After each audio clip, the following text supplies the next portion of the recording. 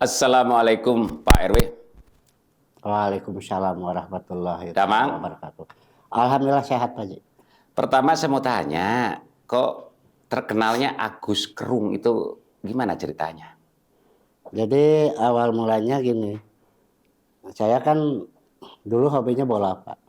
Jadi kalau di lapangan mungkin suka mukanya tuh jidatnya tuh gini, kayak dikerutin gitu kan. Iya, iya. Mungkin Serius mungkin. serius, Iya. ya itu aja. Oke. Jadi sampai sekarang terkenalnya Agus Kerung, gitu. Sampai terkenalnya Agus Kerung. Karena banyak nama Agus. Ya. Untuk membedakan yang pemain bola mana berarti Agus Kerung. Betul Pak Ji. Itu terkenal saat itu main bola itu di tahun berapa? Saya main bola itu dari semenjak SD. Berarti tahun SD, berapa? 70-an? 80-an. Berarti zaman ramainya Ajat Sudrajat mungkin. Ajat Sudrajat, iya, kakak kelas itu. Senior Ajat Sudrajat malah ya. Senior kayak Pak itu Robi Darwis kayak gitu. Sebagai pemain saat itu pernah yang prestis pernah membela apa saat itu? Saya main bola banyak Pak Ji. Kalau di ini Di event resmi, event resmi turnamen itu Trisula, PS Trisula, terus PS Umi, terus Umi. Untuk bukan Uni. Untuk internal Cimahi. Nah, itu. Terus di Bandung ikut klub divisi Persib Sinar Muda waktu itu. Ya, Sinar Muda. Pernah ke Bandung. Kalau di event model Piala Suratin belum. Suratin belum. Tapi saya dengar Pak Agus ini masuk menjadi PNS itu karena sepak bola. Gimana ceritanya gimana? Jadi waktu itu kan sepak bola itu tidak monoton ke suka ada gacong Pak. Waktu itu main gacong, ada PS klub butuh gitu kan pemain dipanggil. Waktu itu ada kakak saya yang kebetulan di kantor pos di pusat waktu itu pas butuh tenaga kerja. Suruh melamar, alhamdulillah diterima tahun 80 bulan Oktober tahun 85. Daftarnya tahun 84 bulan November tes. Tapi dites dulu. Ditesnya apa? Dites? Iya kayak skill, terus sparring, dilihat kemampuannya gimana. Jadi ditesnya itu sepak bolanya? Sepak bola khusus. Bukan kemampuan kantor, bukan? Ada, tapi yang utama adalah? Ya, yang utama itu. Tahun 85 diterima? Diterima bulan Oktober. Berarti Pak Agus usia berapa saat itu? Usia lulus sekolah itu paling 20-an? 20-an. Sekitar 20-an. Tahun 20-an. Sekitar usia 20 tahun. 20 tahun. Jadi nyaris menjadi PNS di Poskiro ya saat itu ya? Di Poskiro, di kantor pos pusat. Itu karena sepak bola? Sepak bola. Memang Poskiro itu menerima karyawan yang jalur olahraga, memang saat itu memang ada aturan seperti itu atau gimana? Dulu kan Perum itu semua BUMN suka ngadain Porseni, Pekan Olahraga dan Seni antar BUMN, terus di BUMN-nya itu sendiri itu ada. Jadi penerimaan itu bukan melulu dari sepak bola. Semua cabang olahraga mungkin? Semua cabang, tenis meja, basket, voli, main bola. Setelah menjadi karyawan Perum Poskiro itu kerjanya di kantor atau main bola? Di kantor, tapi ada khusus dispensasi. Kalau ada, di tesnya dulu. Ya, ada. Pernah ikut turnamen antar BUMN yang mewakili Poskiro pernah? Pernah. Jadi ada turnamennya? Turnamen. Saat itu turnamen apa yang pernah diikuti? Yang itu di BUMN Indosat. Mainnya kalau dulu di Lebak Bulus. Itu yang main tuh PT Inti, terus Damri. Kalau sekarang dulu kan Damri ya. Iya, iya. Itu semua. Jadi ada turnamen antar BUMN. Itu selama berapa tahun? Pada saat awal-awal aja, jadi menjadi karyawan Poskiro dan sering ada turnamen yang mewakili Poskiro selama kurun waktu dari tahun 85 sampai tahun berapa? Terakhir nggak main bola lagi? Main terakhir saya pakem itu tahun 95-an. Jadi kurun waktu 10 tahun, 85, 95, betul. Sering main bola untuk mewakili instansi. Poskiro. Iya. Pernah yang penampilan yang menurut Pak Agus itu ya yang sulit dilupakan pada saat memenangkan apa saat itu? Di Makassar. Sampai ke Makassar? Makassar, ujung Padang. Itu kan porsinya pas dulu waktu itu kan kebagian jatah di Makassar di ujung Padang. Apa ya? Pertandingan apa yang menang atau gimana? Ya intinya kan kita kalau ini juara 3 di situ. Juara 3 karena kan seluruh pos itu Irian mana pun ada semua. Pos antar cabang. Seluruh Indonesia. Jadi Poskiro antar cabang, diadakan di Makassar. Makassar. Jadi mewakili Bandung atau apa? Mewakili kantor pusat. Kantor pusat PT Pos. Karena kan ada kantor pos besar, ada kantor pusat. Juara 3. Juara 3. Selama kurun waktu 10 tahun itu dari 85-95 karena sering ada turnamen yang mewakili instansi, jadi pada saat TC hanya bola. Jadi ke kantor itu enggak. Jarang-jarang kan pada saat TC. Karena memang ditugaskan oleh instansi adalah main bola. Main bola, betul. Betul. Jadi nyaris Pak Agus itu enak. Hobi yang dibayar ya? Iya. Ya alhamdulillah. Udah hobinya main bola. Alhamdulillah. Dibayar. Alhamdulillah. Saya tidak ngeluarin uang sepeser pun enggak. Ya, itu udah rezeki dari Allah mungkin. Pas saya hobinya begitu, rezekinya dari bola, wasilahnya, itu kan tetap rezekinya dari Allah Subhanahu wa Ta'ala.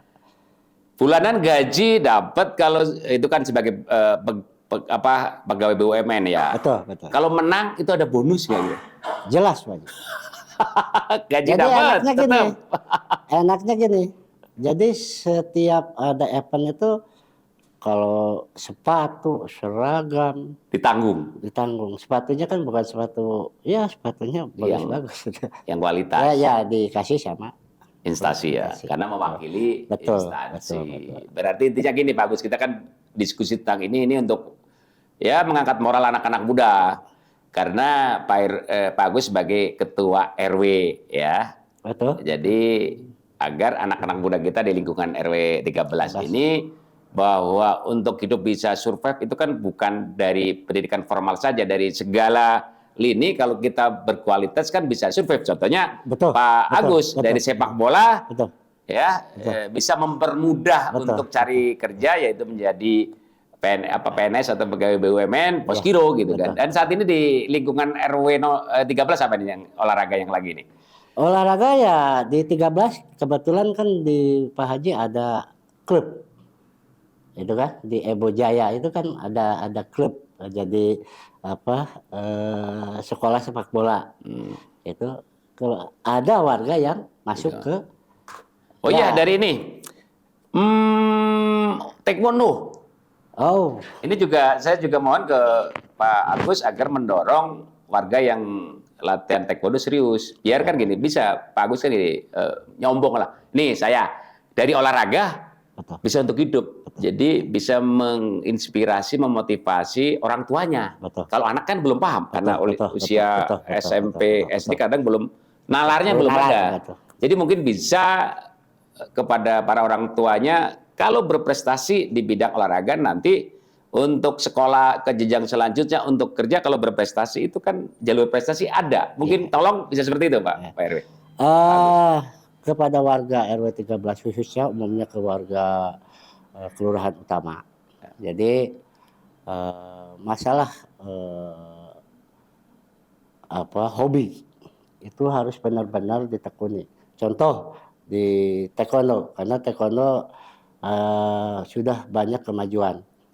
Walaupun anaknya dari nol, cuma saya selaku ketua RW mengucapkan terima kasih ke Pak Haji Ebot selaku pembina atau penggagas adanya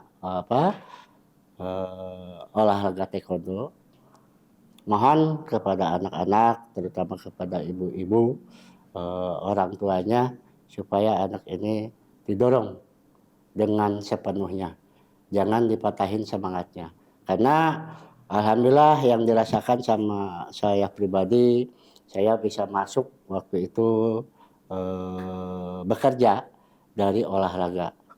Jadi kebanyakan sekarang itu butuh instansi itu olahraga karyawan yang punya prestasi yang benar yang bisa dipertanggungjawabkan. Itu kan untuk mengharumkan nama baik perusahaan, mengharumkan nama baik keluarga dan lain sebagainya. Jadi karena mungkin gini Pak Agus, kalau seandainya anak itu berprestasi di bidang olahraga, otomatis kan fisiknya prima. Otomatis ya? Jelas. Karena fisiknya prima, walaupun setelah nggak di olahraga, dia mau ditempatkan dimanapun bakal bagus karena fisiknya prima. Jelas. Mungkin jelas. acuannya bisa seperti itu ya? Jelas. Iya. Cuma ya intinya fisik itu bisa prima, harus dijaga. Pola hidup, pola makanan itu. Terus pola hidupnya gimana? Yang biasanya kita main wifi atau apa, kita batasi. Gitu kan?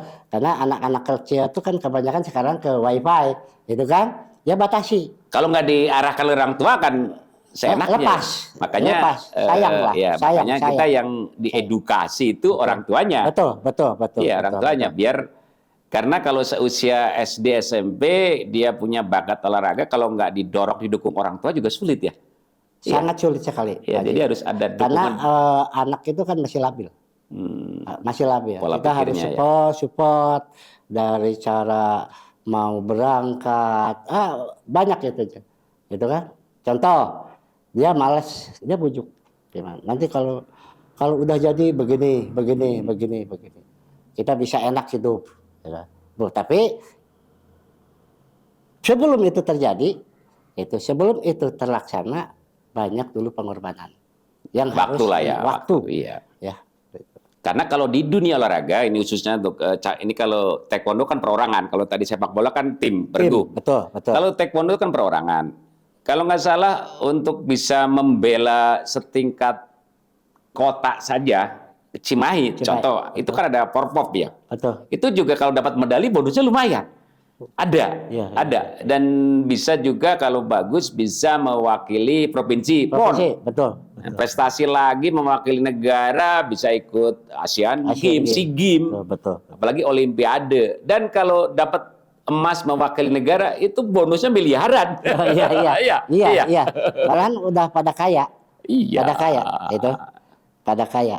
Ya, oke. Dalam intinya bisa ya merubah hidup keluarga, mengharumkan nama wilayah. Iya.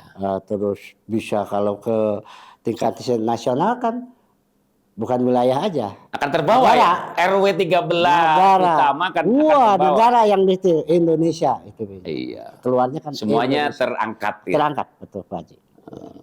Oke, terima kasih Pak Agus bincang-bincangnya. Jadi biar memotivasi anak-anak khususnya RW 13 dan Indonesia pada umumnya bahwa dari cabang olahraga kalau kita serius menekuni itu bisa untuk hidup yang mungkin lebih sejahtera lah gitu lah ya. Oke. Terima kasih Kak Agus. Demikian Sobat Kongres bincang-bincang saya dengan Pak Agus Kerung. Ternyata Agus Kerung itu pada saat main dia matanya kerung serius menandakan keseriusan. Katanya ya, keras, mainnya keras. Jadi terkenalnya Agus Kerung. Demikian, sampai jumpa. Terima kasih Pak Agus.